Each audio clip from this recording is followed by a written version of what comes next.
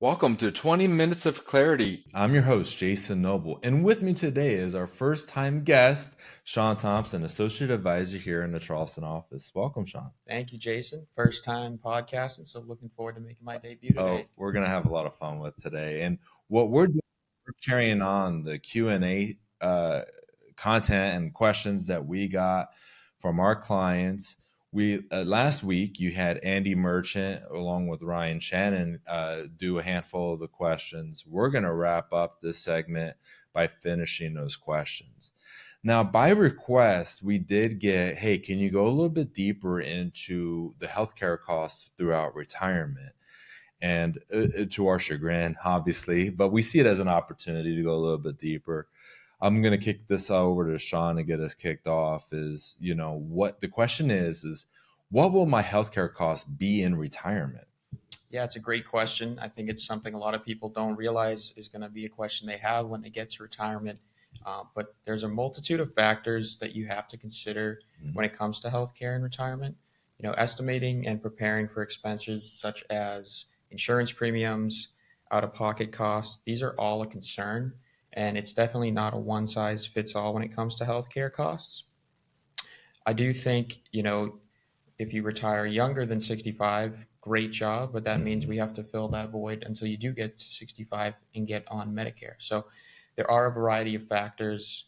In addition to that is, your health situation. Do you have a lot of prescriptions? Do you have a lot of doctors? Or are you fortunate to be really healthy in retirement and with a great family history when it comes to health? So I think there are quite a few factors that we forget about sometimes when it comes to costs of healthcare in retirement. So let me go a little bit deeper in. What if you retire before the age of 65? Because I think that's an important topic. If you don't have any like retiree medical benefits through work, you're going to be looking at really one of three choices. One is the Affordable Care Act, the open marketplace for healthcare. That is the one that's used the most of the time. So I'm going to touch on that a little bit more. The other one is called MediShare. Now, MediShare is what I just call it. It's faith-based healthcare system. A lot of my clients who are doctors or dentists, they already are on this kind of plan, so it's an easier transition for them. And then the last arrow in the quiver, so to speak, would be like more of catastrophic care. I'm not going to go into that a lot, and this is a topic that's going to take a lot more than just one segment because of the complexity that's all involved in this. But if you're on if you're on the open marketplace, going back to what you said, Sean, it was a really good point. Is who are your doctors? It's not that if you like your doctor, you get to keep your doctor. You may be able to keep one or two of those doctors, right? But not all of them, depending on your situation. And then what are your prescriptions? What are the things that you absolutely need, and making sure that's also covered within the different policies. In the state of South Carolina, there's so many different plans you could choose from. So you could put in the system like your doctors and your prescriptions so that you can narrow it down. But this is where we work with professionals who specialize in Medicare planning, healthcare planning and retirement, the Affordable Care Act, and we introduce our clients to those specialists. Mm-hmm. But as you could hear today, Sean and I, we have to know a lot about many different topics. This is why we're doing a Q&A, cover all these different things. But then what we do is we introduce you to a professional that we have vetted to make sure that they are doing what we believe is in your best interest and explaining these concepts to you so that you have a really good understanding. But we get those proposals and we also throw them into your financial analysis, and we do what if scenarios. So it's a really good way to have like an expert in a field give you a very specific recommendation, but then you have your financial advisors then taking those recommendations and then putting it into your financial future and your financial plan. And there's another thing I want to talk about with insurance before 65 is how you do your distributions will impact what's called your modified adjusted gross income, your MAGI. And that's important because you could get what's called a premium tax credit, by being under certain thresholds. This is a really important factor that's overlooked way too often by financial professionals along with accountants. Um, the healthcare professionals, they have a working knowledge of this, but then again, they're going to say, talk to your advisor, talk to your accountant. Goes back to that team approach. Let's get into Medicare. Oh my goodness gracious. There's a lot of stuff coming out on Medicare that's pretty scary. I mean, this is directly from a committee for responsible federal budget. Committee for response. Good luck, their committee. Right? They got their work cut out, but they're going in the next 8 years by 2031. Based off the Medicare Board of Trustees report, the hospital trust, the Part A will be deficient. Okay. So what would that do to healthcare costs then? Still to be determined. Not only that, we're seeing inflation really come into the Medicare space quite a bit. The trustee projected costs will grow further to 5.5% in 2035 and 6% in 2050. So, for my clients and our clients, Sean, that are retiring right now, this is an important factor that we have proper inflation into their financial plan. What are the things that you're seeing and looking at as the associate advisor for factoring in this inflation into healthcare costs? Oh, it's a huge factor, and like you said, with this inflation arriving, it means people have to take more money out of some of these accounts, which then increases the MAGI, like you were saying, and that can really throw off healthcare costs and could almost prevent you from bridging that gap to 65 when Medicare does kick in. So it's absolutely a factor. And given so many of our clients are either nearing retirement or in retirement, something we see pretty much every day. Hey, we're gonna have to probably put a pin in that. We're gonna have to circle back to that in a future conversation, because the next lineup that we have is minimizing taxes. What happens to your retirement savings when you do retire? Talk about housing. Should you relocate or downsize? Right. So, like, these are the things that we're going to be talking next on the board. So let's go right into the next one. How can I minimize taxes in retirement?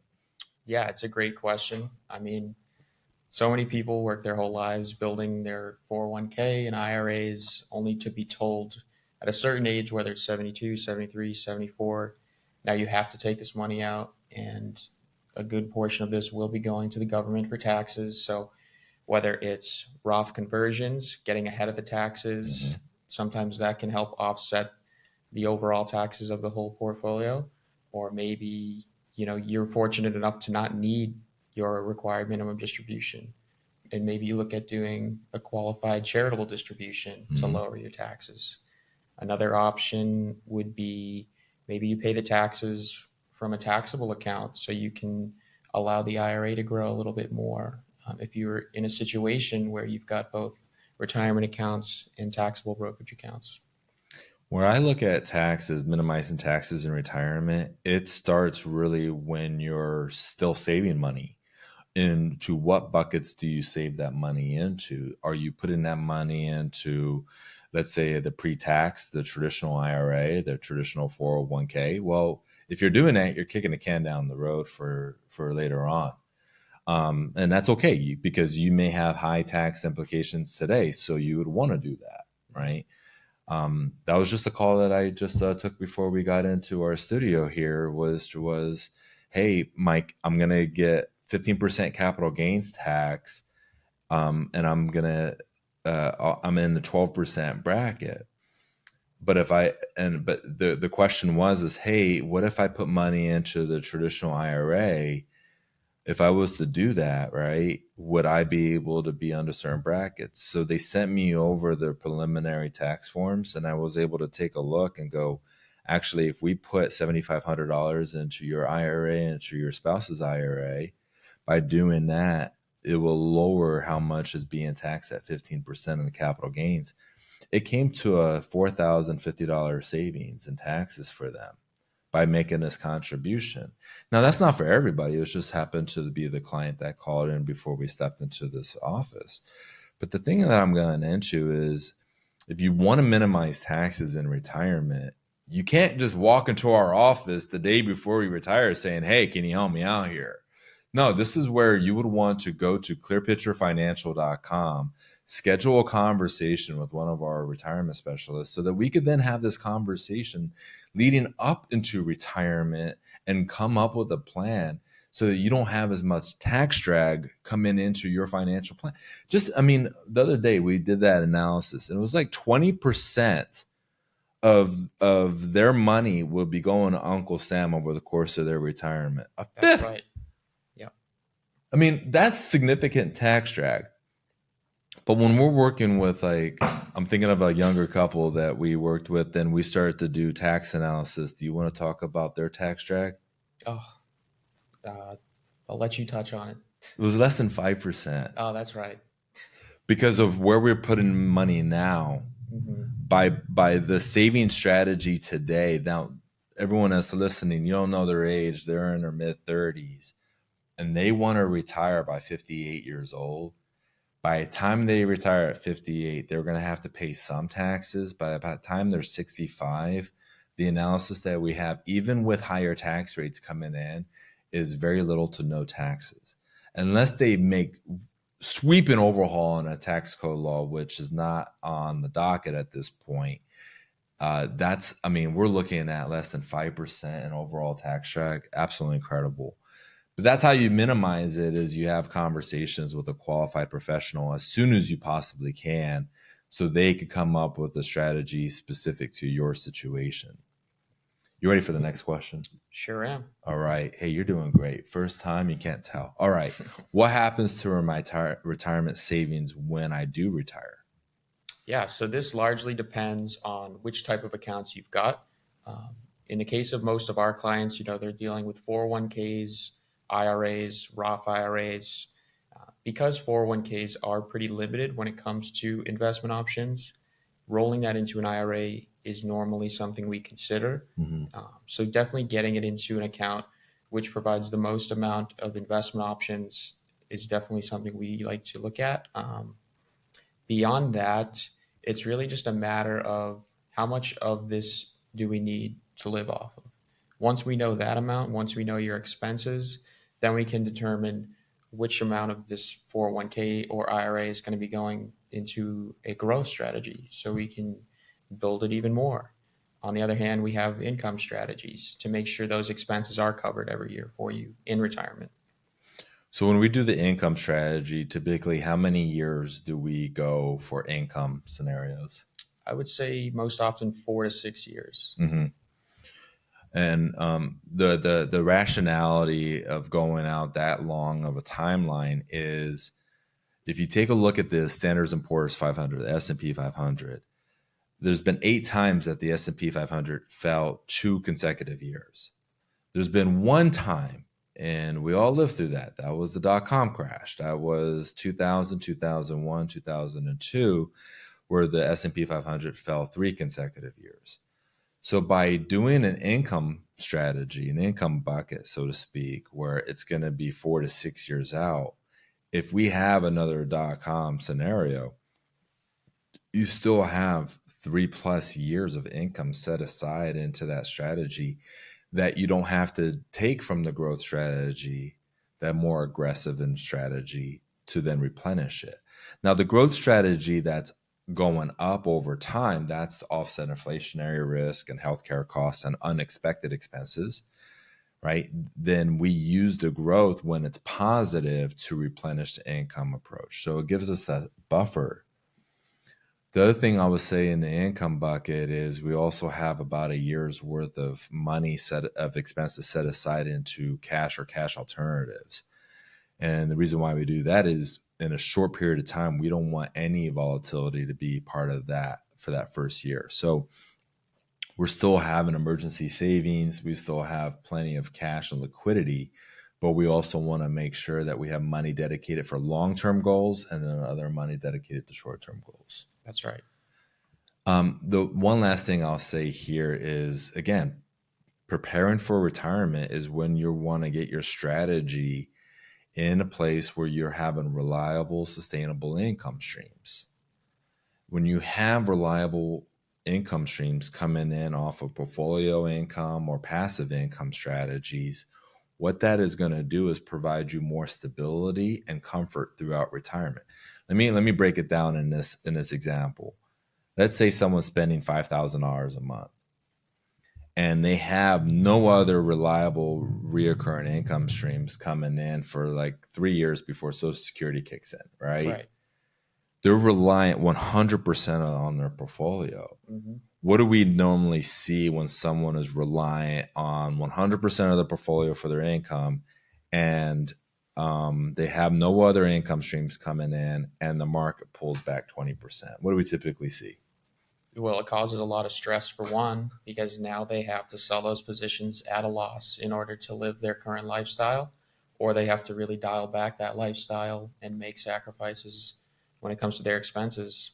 But it's always one of those two options. That's right. I mean, they can't just, bury their head in the sand and go, well, okay, I'm going to keep on spending the money that I'm spending. Well, this becomes very tough. Like, let's just talk about 2022. I mean, we had hyperinflation. So you go to the pump, you go to the grocery store, you're spending a lot more money than you were before. And then your financial advisor saying, hey, you got to pull back your spending. Also, Not that what you can make. hear. Probably not. No, probably not getting a Christmas card that year as an advisor. But what I'm getting at is, what if you have a reliable, reoccurring income stream that's providing you $4,000 a month, and you have total expenses of $5,000? Well, now you're withdrawing $1,000 a month from your nest egg, from your portfolio. Mm-hmm. Market pulls back 20%. Are you getting that call from the advisor? Absolutely not. Yeah, most likely, right? Maybe, but most likely not. Mm-hmm. And are you going to be crying in your Cheerios when there's market volatility and fluctuation, when you have this $4,000 coming from this other source that's reliable and reoccurring? No, you've planned for it. Well, there it is. You plan for it. That's so right. like, this is where having this conversation and preparation is so important. So let's go into, now this is, man, I never like the answer, it depends, but so let's avoid that answer. Should I downsize or relocate for retirement? This, instead of depends on, this comes down to what your priorities are in retirement. So for everybody, this question is going to be different. If your priority is being around your grandchildren and maybe you have to move across the country to do that, it may make sense to downsize. If you absolutely love where you're located in the country and you want to stay and you want to keep that house in the family, it may make sense to stay where you are. Another thing we see all the time is people love to travel in retirement. Mm-hmm. So maybe you can afford to downsize your home if you're not going to be spending much time there anyways. So these are all things you have to consider. But if there is one question where the answer is it depends, it's probably this one. Yeah. Well, I also look at it this way. It's like, are you going to be like wanting to climb the ladder in your mid 70s to clear out the gutters? Are you going to want to be mowing the lawn and doing that kind of maintenance? Now, you may love gardening and you may want to keep that, but like that comes into play as well as maintenance on the home and upkeep on the home. And do you still want to do that? Is the bedroom upstairs or downstairs? Maybe you don't want to climb steps when you're 80 something years old. Maybe you do. Maybe you want to run up and down the steps. I mean, but those are the things that all I think come into play. And there's this show. This is before your time, Sean. This is the Golden Girls. You ever come across it? Yeah, I've heard of it. Okay, the Golden Girls. That's coming back. We're seeing, with men dying younger than women, we're seeing more and more scenarios where women are moving in with friends or with sisters, and that's a really cool, unique phenomenon that we're seeing here in the last 5+ years. When I was going through the Retirement Income Certified Professional Designation, RICP, this was a very important topic of housing in retirement. And then it's like, okay, what is the equity that you have in your house? Do you then downsize and not have any mortgage payment? Take that extra money, making sure that you have money set aside for long-term care needs. Mm-hmm. All this comes into play. Now, we do have a little bit of time. Let's do this within about a minute or so. How can I ensure my retirement savings last throughout my retirement? Yeah, I think this goes back to what we were talking about a couple questions ago, making sure you've got enough guaranteed income to cover those expenses. So you got the guaranteed income covering your essential and maybe a portion of your discretionary expenses. And then you have other money that's invested for longer term growth to then offset inflationary risk and healthcare costs rising and things of that nature. But this is a prevalent question for amongst retirees and pre-retirees. This is where you're making sure you have a financial plan that accounts for longevity risk.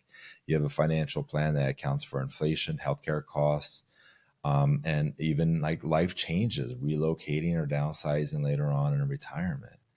I was at a conference, Sean, and there was a financial advisor that says that they have their clients passing away at 110 years old in their financial plans. And I'll say there's a part of me that goes, okay, maybe if the client's like 20 something years old, right? But you do that to someone who, let's say, who's 65, then you're basically, in a lot of times, going to tell them, hey, you got to spend less in Right. the earlier The parts of analysis retirement. becomes almost too conservative. It becomes too conservative. Yeah. So now they may not want to go and travel as often as Right. they like. So there's a fine balance, but this is where a conversation with your advisor over your health, your family's longevity, like what happened with your parents and things of that nature, all that kind of comes into play with making sure. Now, if our clients could just do us this favor and just tell us the day they're going to pass away, I tell you what, I'll make that last check bounce, right? Mm-hmm. Right. But we don't know what that is. So we got to use actuarial sciences to help us out with That's this. right. If you pulled anything away from this 20 minutes of clarity, think about this. Retirement planning is not just climbing up the mountain. You got to make sure you pack the gear to not just get you up the mountain, but also back down the mountain. You don't want to be coming back down that retirement mountain and not having the right gear in place. That's going to hurt you. So, with that being said, go to clearpicturefinancial.com. You just scroll down. You could find more videos like the one that you're watching today. You could also enter in your information so that a specialist could reach out and start the Clear Picture process. That was the man, Sean Thompson. First time you couldn't That's right. even tell. Thank you so much, Sean, Thank for you for jumping having me, on today. Jason. I had a lot of fun doing That this was a with great you. time. Yeah, absolutely. And I was Jason Noble. You just watched 20 Minutes of Clarity. Thank you for watching and listening, and have a great day.